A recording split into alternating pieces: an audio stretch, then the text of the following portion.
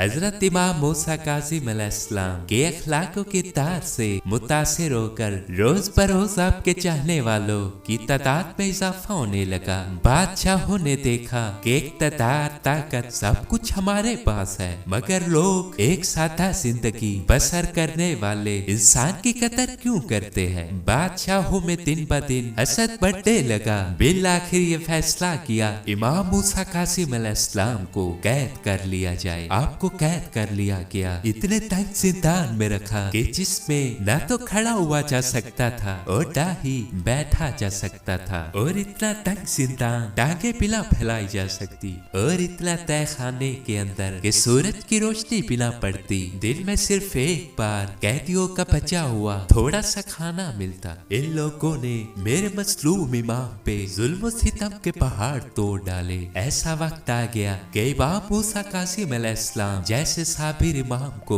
ये दुआ मांगना पड़ी, परवरदिगार मुझे इस दुनिया से खालिस कर दे, क्योंकि अज़ियत सिर्फ जिस्मानी नहीं बल्कि जो निगहबान मुकर्रर किया गया। ऐसे नाज़ेबा कलमात बोलता कि इमाम को तकलीफ होती। बिल आखिर 25 रजबुल मुरज्जब को आपको जहर दे दी गई। आपकी शहादत के बाद बादशाह ने लोगों को बुलाया और आपका जिस्म दिखाया कि हमने इमाम को शहीद नहीं किया, कि इसके जिस्म पे कोई निशान नहीं। जब देखा कि इस करीबुल वतन का कोई वारिस नहीं आया तो 4 मजदूर बुलाए गए और आपके जनाजे को बुल्ले बगदाद पे रखवा दिया। ये वो मजलूम कैदी है कि जिसके मरने के बाद भी जंजीरें ना उतारी गई। सलाम हो उस कैदी इमाम पे कि जिसका जिस्म जंजीरें खा गई, जिसकी जवानी जिंदान खा गया।